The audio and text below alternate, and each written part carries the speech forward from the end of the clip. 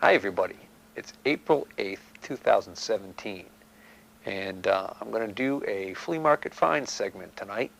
And for those of you who are new to the channel, I would like to welcome you and also let you know that these flea market find segments, I call them flea market finds, but there could be any number of sources where these items come from. It's basically just going to be a showcase of deals or interesting things I found at flea markets, garage sales, estate sales, used tool store, Salvation Army store, Restore, wherever. This evening I'm going to be showing several items that I picked up at, I guess you could call it an estate sale. It was advertised on Craigslist. Gentleman was advertising that he had quite a few different machinist tools. So anyways, I decided to give this gentleman a call, and even though he had been running this ad for a while now and had been advertising several other items, and I kind of figured, well, geez, you know, either what he has, the prices are too high, or all the good stuff's gone, I decided I'd take a chance and gave him a call. Seemed like a nice enough guy, got back to me fairly quickly. He was willing to meet me and work around my timetable, so that worked out really great. So I said, yeah, what the heck. Turned out that day it was raining like cats and dogs. I decided to take a ride out there and see what I could see. And got out there and found out that the situation was that his father had a small machine shop in the basement of their home. And I didn't want to pry too much into personal matters, but basically they were liquidating the contents of this machine shop. Now the machine shop consisted of a Bridgeport mill, which I had never got to see because they had sold it. Not that I was in the market for a Bridgeport anyways. I've got the old Wells Index back there that suits me just fine. Apparently they had just sold a large Lodge and Shipley lathe, and what was still there was a South Bend lathe that the son said he was going to keep for himself. So that's the bulk of the large machinery was in the shop, and then there was just a ton of other stuff. The guy worked as a full-time machinist at a company, and he was a hoarder. And he was dragging stuff home from work and dragging, you know, probably getting stuff from other locations and everything, and doing his jobs and things like that on the side, doing a little bit of moonlighting, so to speak. But it was really a big mess. I mean, you couldn't really walk around in there. It was, well, sort of like here, but there was just also lots of boxes and buckets of just scrap and stuff that was destined for the scrapyard. And they had already made a couple of scrap runs. So I ended up buying several items from them, and that worked out quite well. So before I jump into that, though, I'm going to show you one quick score at the used tool store this past Wednesday. Not something I was necessarily looking for, but it popped up on the tool store's weekly video. I took one look at it and I said, geez, you know, I'm going to go out and take a look at that. I got there, they had already opened, but nobody was hot for this item. It was still sitting there. I looked at it, I tried researching it. I couldn't figure out who made the thing, and then finally I just said, you know what, I'm going to pop on it because it wasn't a real expensive item, and I just thought it was something that might be handy here in the shop at some point. Before it gets dark and I get too tangled up in that belt sander, I wanted to show just real quick. This is that Craig fence, miter fence, and this thing is really cool now that I look at it more closely. See, it's got all these various T-slots, so you can do different orientations of the fence with this thing. It also has a little magnifier with a line right here. Yeah. Okay. Supper time. Little line with a magnifier right here, so you can really zoom in on precision cutting dimension. And I just found one of these on Craigslist, and the guy's just this fence. The guy's asking $100 for it. So apparently, this gentleman who owned this one bought this off of Amazon for $125, according to the notes that the family had found. But that must have been a few years back. I guess it's more expensive now. Must be. Why would the guy ask $100 for a used one, unless the thing cost, you know, at least 150 new? Or maybe he's just one of those guys who wants close to what he paid for something. This is a box of drill bits that they were trashing, and they said I was welcome to take them. So, you know me, free. And this was also, I found this in the trash. This is a guide for a bandsaw. It's missing the 2 blocks that go in there. And I'm not sure what kind of saw that fit, but I figured since they were throwing it out, I'd snag it just in case it could be of use at some point.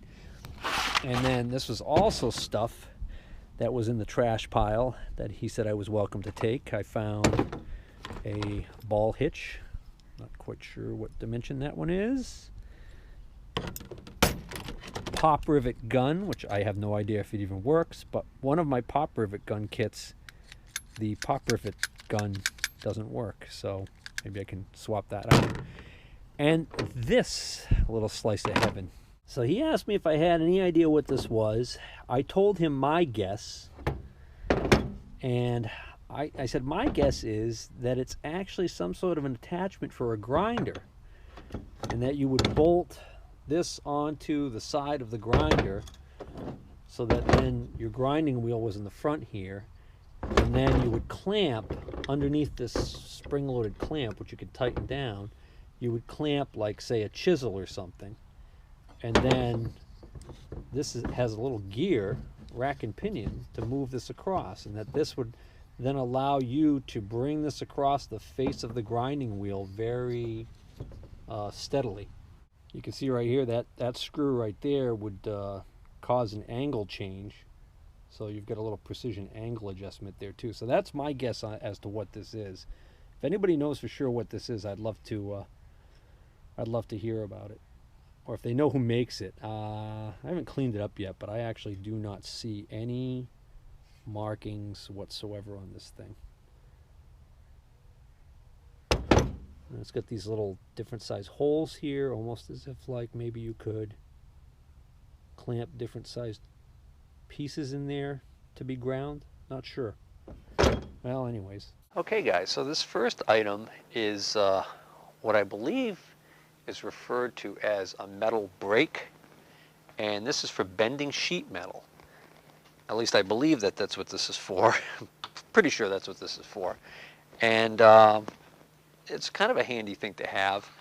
I had been thinking about making a new battery box for the Oliver 770 tractor, and my plan was to actually cut some pieces of sheet metal and then just MIG weld the corners, and it would probably end up working perfectly fine, but it would probably really look like hell. And so now with this, I'm hoping what I might be able to do is maybe actually bend over some flanges on the corners, and then just spot weld that, maybe even TIG weld it. Because I'm on my way to getting that TIG welder up and running and starting to try my hand at some TIG welding. So anyways, that's the plan. That's what made me think, hey, this would be a good thing to have. So he advertised this for 30 bucks, and I went there, checked it out. There should be 2 rods that go in these holes right here, and typically they have the black plastic ball ends on them, so you can grip them more easily. At least all the ones that I've seen tend to have it like that. And I think by design, I think they're made to just pull out, probably so you can store this thing. So you can take, instead of having these rods sticking out all the time, you can take the rods out, and then you can just take this whole thing and put it up on a shelf. Now, for stability, you're going to want this thing anchored down really well. So typically you would bolt this down to a stand or something. And whoever owned this, whatever that gentleman was doing, was he had this piece of 3/4 inch plywood on here. He went through a heck of a nice job rounding the corners and making it pretty, cutting off the sharp edges.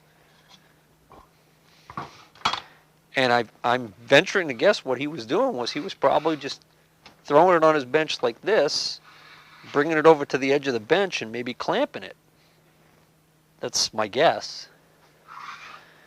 So, um, I really don't know how to use one of these things, and I know that might sound silly to some of you guys because you might be thinking, well, what the heck? You put a piece of sheet metal in there and you basically, grab the two handles and pull up and it bends this.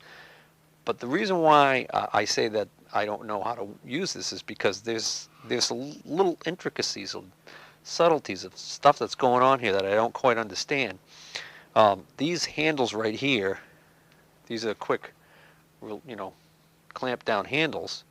Obviously, they cause this bar to clamp down on the sheet metal.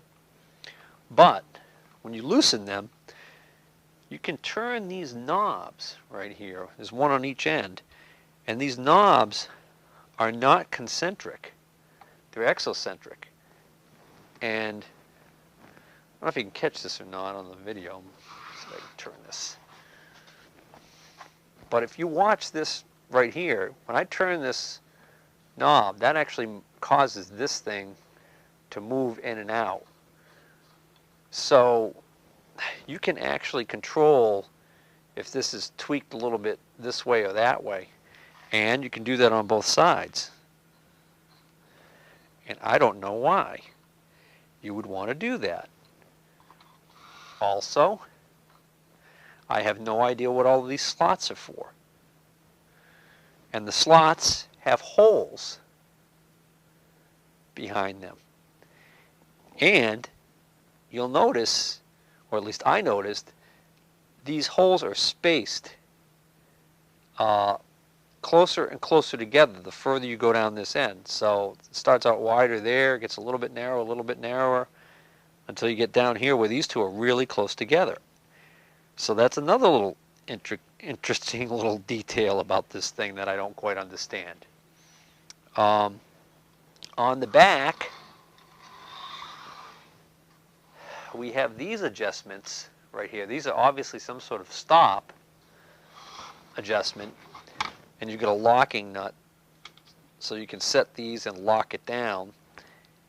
These hit the back of this bar, so they keep this bar from being able to travel too far back this way, I guess, when you've got this concentric fitting here loosened up. So I can bring that right up against that stop, tighten this down, and I guess I can repeat that setting every time. But again, I'm not quite sure how that all works. It's interesting to me. I think, if I'm not mistaken, I think this bar can be flipped around. I think it can be flipped around so that this flat right here is on the front side. I believe that would give you maybe a 90-degree bend, and that the side that's in there right now facing out, this right here, looks like it might give you a 45-degree bend. In other words, this could, well, no, maybe not. I guess technically, yeah, I'm not sure.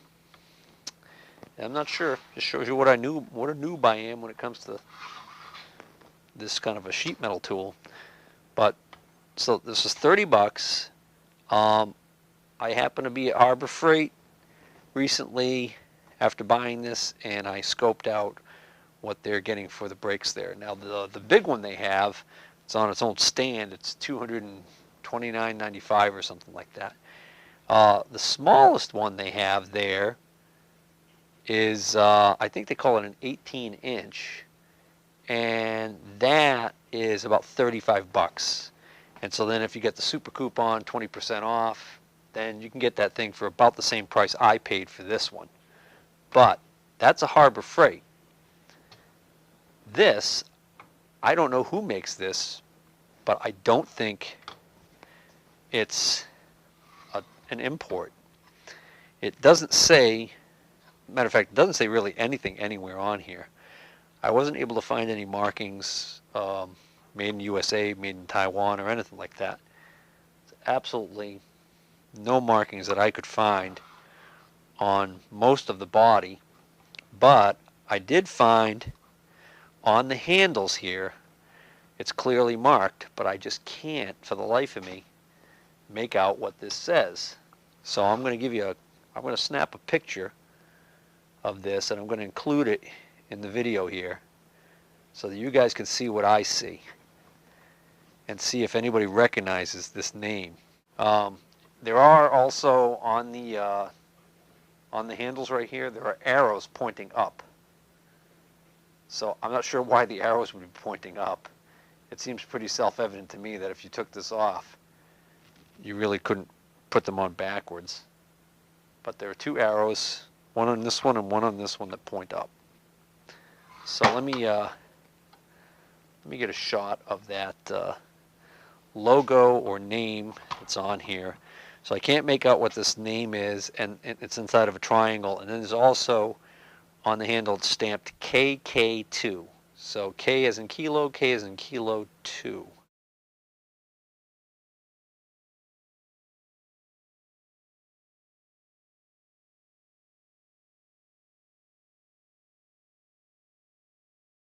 All right, so if any of you guys have any comments on this break, I'd love to hear them. Probably if I poke around on the YouTube there, I could probably find some videos of somebody using one of these similar to this, and I might even be able to figure out what's exactly the deal with some of these adjustments. And also, again, the weird thing to me is these slots with the holes in them at the end there. All right.